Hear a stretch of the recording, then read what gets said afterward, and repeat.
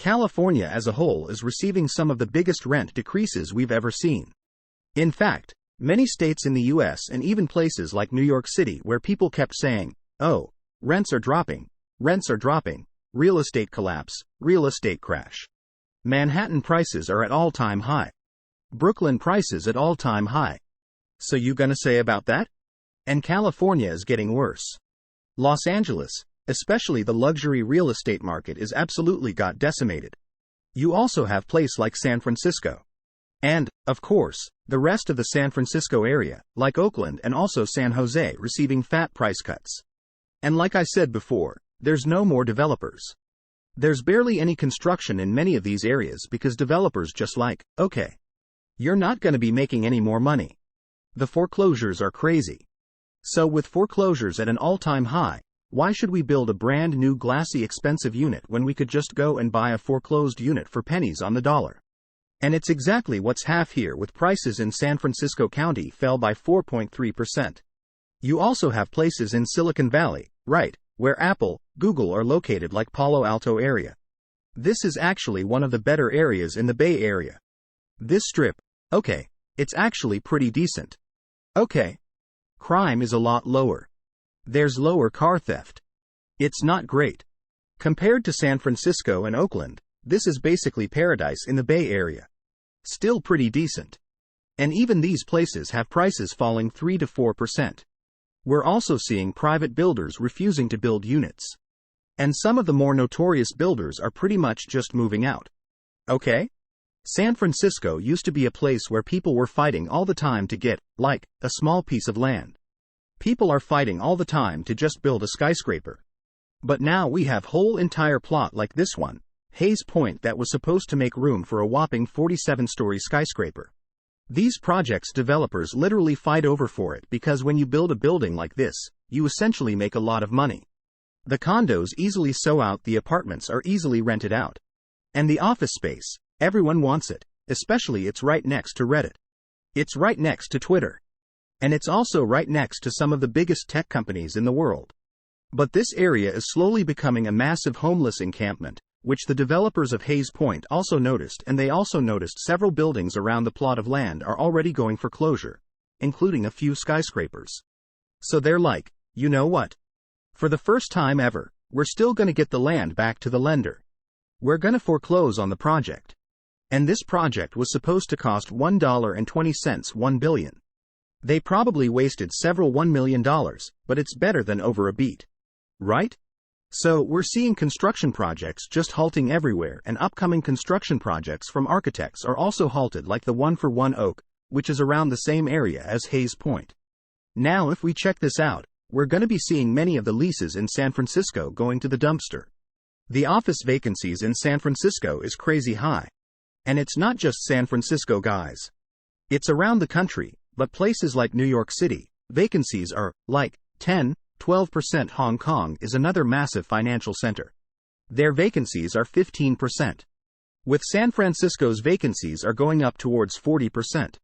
Now 10–15% is already devastating, but when you have vacancies going up to, like, 40%, like, come on. Right?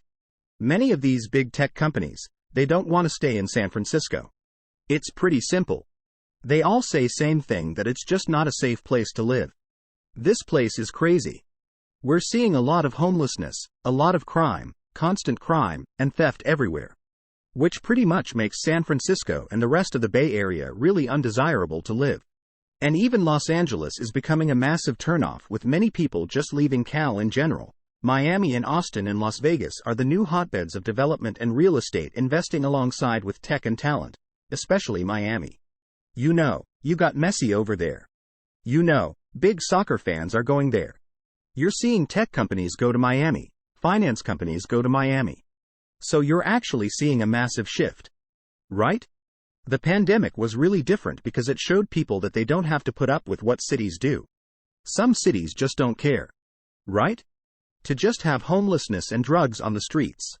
They don't care. They're like, well, your job's here.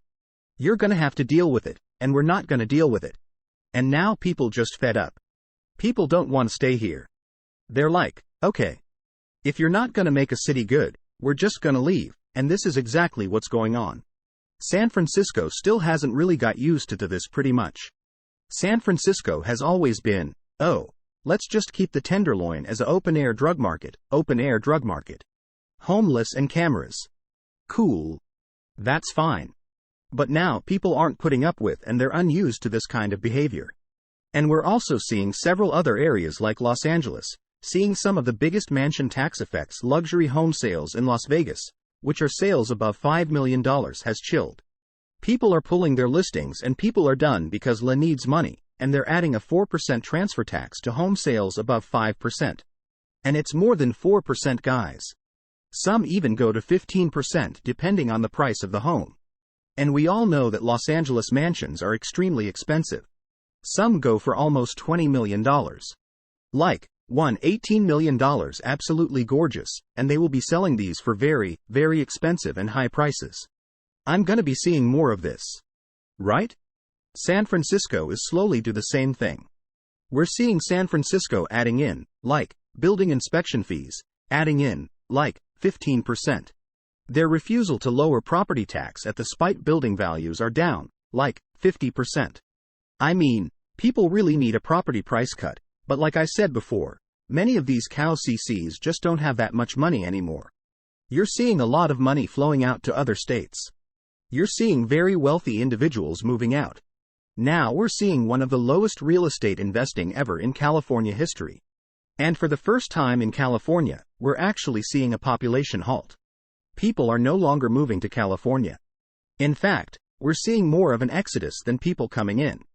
And many companies are also refusing to headquarter in California, which really shows you that California, like, for example, San Francisco used to be a massive hotbed protect, it's still becoming irrelevant. Right? Many people are just kinda sick and tired of the whole San Francisco situation and even Salesforce. San Francisco is biggest employer. Who is pretty much a tenant of the Salesforce Tower said it pretty well. They're like, when we have a massive AI event, San Francisco actually cleans up. But then when the event ends after 2 days, it just goes back to the normal crazy stuff. And people are just like, the city just never actually addressed the court issues.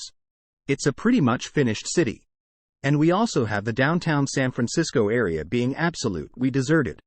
This place just a place where it's packed with office employees. Now 150,000 office employees no longer come to work in downtown San Francisco. Many just live in other parts of the Bay Area, especially Wine County is pretty popular. It's still pretty decent over there in my opinion. And also many people just simply leave out the state. We're seeing the rise of digital nomads. And we're gonna be seeing a massive change from some of the biggest American cities, right? San Francisco, Los Angeles, San Diego, Seattle, many more of these cities, Sacramento. You're gonna be seeing many people leaving cities and going elsewhere. This is not necessarily a place where you want to stay and raise a family, for example. San Francisco is a fantastic area. Right? It's a pretty good area if you ever been here. It's great weather, great culture, and insanely good food, but it's not really gonna be doing anything good for you if you move here. So far, you're never seeing a lot of small mom-pop sharks leaving in construction at an all-time low. This is just not a city to be in, but let's just see what happens. Right?